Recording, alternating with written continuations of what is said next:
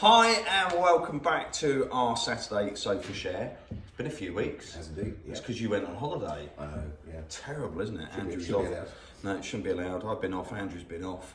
Something we wanted to cover today, sort of tying in with the whole utilities issue that's going on, people's awareness of overheads, costs, is do you know everything about your property when you're coming to sell it? Mm-hmm. There's an article that I picked up this week, going to read you some facts from it. And it came from a new build survey, but I think for me, and I'm sure Andrew agrees with me, it was quite prevalent for second-hand homes as well. And again, it's something that I suppose really a complaint that comes up quite often is when we're talking to clients who've been out viewing with other agents, someone will show them around a house. Do they know much about it? No, that's often the case, is that a buyer will ask questions about, or could be whose side of the fence is whose, when are the bins collected, yeah. Is the loft insulated, or just little questions that are important to the buyer, but the agent just hasn't made themselves aware of it. Yeah, so a couple of stats which I found really interesting and quite shocking this morning. More than 7,000 buyers who bought a new build in the last 3 years recently revealed their regrets. The findings, which form part of the home views, reveal that 36% of new build homeowners wish they had researched their management company and developer more. So can't really do much if you're selling a second-hand home. Can't really do much about the developer, but you should still know who built it. Mm-hmm. And I think even we still get people that ask, sort of, if it's a late 90s build, oh, who was the original builder? Yeah. So again, we will probably know, particularly in Ashford and surrounding, sort of some of the main estates, but if you have that information, it's really helpful. Just take the management charges as well. Well, this did come into that actually. Another point was 19% wish they'd investigated the quality of the garden. Issues range from poor drainage to rubble, making it hard to enjoy. So again, when you're thinking of putting your house on the market, look at your garden, make sure you've done the best you can for it, make it presentable, because obviously that's, 1/5 of those people regret not looking into that a bit more. Mm-hmm. So imagine what it's going to be like on second-hand homes. Because again, I think when you buy new build, like when you buy a brand new car, you just expect it to be pin perfect, and it's not. 18% of homeowners said they wish they'd booked in a snagging survey. Mm-hmm.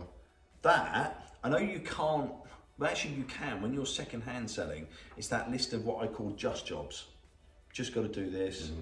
You were doing some on your time off, weren't you? Bit of painting, decorating, tidying up, just the ongoing maintenance things. So sort of go around your house, room by room, little list, do the cracks, do the reseal around the bath and the sink, and just those little extra jobs can just, I suppose, just help with the resale. Yeah, I mean, we had one property which the owners have done a fantastic refurbishment inside, brand new kitchen, new bathroom, flooring, etc.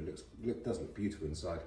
When I got to the property, the garage and front door were peeling and flaking. So before we went to the market, it was a quick job from one of our decorators to give it 2 coats of paint throughout, and it now looks the finished article. How much did that cost?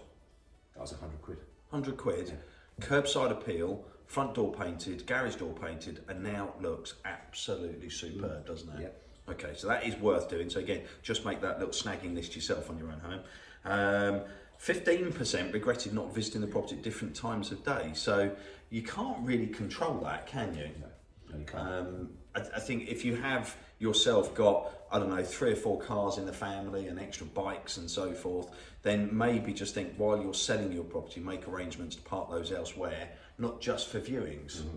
Yeah, that probably could be a good point, isn't it? Because we all get used to where we park and we all block up the road.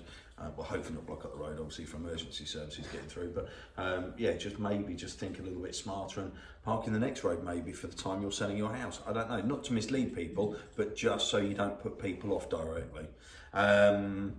Something else that we always do, and Andrew's going to introduce this, is buyers want information. Buyers want to know what's going on. Buyers want to feel empowered. How can we do that, Andrew? What do we do? Well, we always do on every single property that we sell, or indeed to rent as well. We produce what we call a key facts for buyers.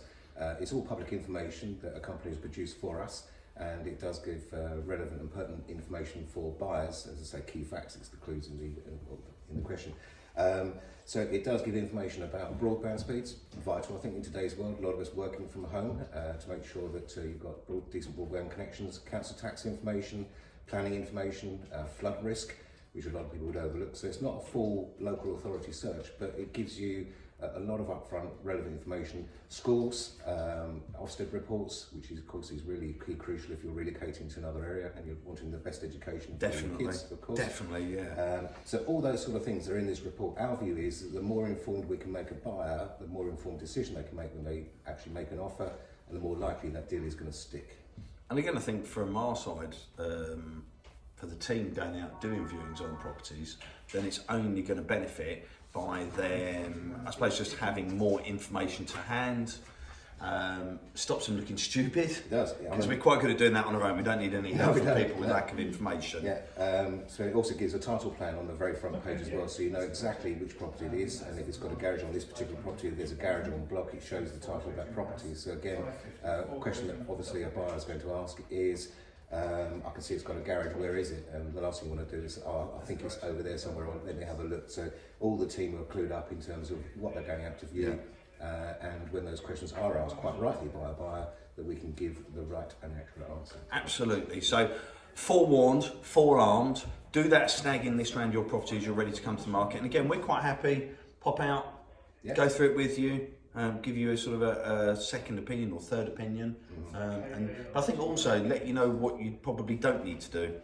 Yeah, it's because sometimes I think some people go a bit overboard, and it's like, well, don't depersonalise it too much. Because you want to sell it as a home, but just getting it ready for market, isn't it? Yeah, and on that point, we do have a preparing a home for sale checklist, which is useful information that Roy and I have also gathered over the years with experience in terms of what we feel you need to do or not do to get your property market ready. Yeah. So, property of the week, Andrew, what have you got for us? Yes, really exciting. Over at Violet Way, which is the top end of Bridgefield, we've got a really great 2-bedroom ground floor apartment. It's held on a long lease, about 109 years unexpired. That's good. The service and maintenance charge is not onerous either. £1,800 a year for the service charge, £300 for the ground rent, and seller informs us, which is not bad at all. No. Absolutely immaculate inside. So you've got 2 double bedrooms, really nice family bathroom, large living room with a open plan kitchen, with space for nearly every single appliance you could want. I think the unique selling point on this one is, and it's really unusual for flats, but it's very own garage and parking as well. So it's coming onto the market, offers over 180. We've got a block of viewings taking place next Saturday, the 9th of April. Already got plenty of interest shown. I don't think it's going to hang around long. It's absolutely beautiful. Yeah, great location there. I mean, you're easy access to the schools, the bypass, bus stop's got a little corner shop literally around the corner. Yes. Modern, I mean, 2 minutes walk from the countryside. So if you fancy sort of taking a stroll, it's in the right location for that. And I think if you're looking as a buy-to-let on it as well, I mean, we're going to be looking at somewhere a region sort of 900 a month on that, I would say. I think so. Maybe the garage might push it. A little bit more to 950. Who knows? So details would have been sort of popping up there with photos. So if you are interested, do give us a call as usual on 01233 501 601.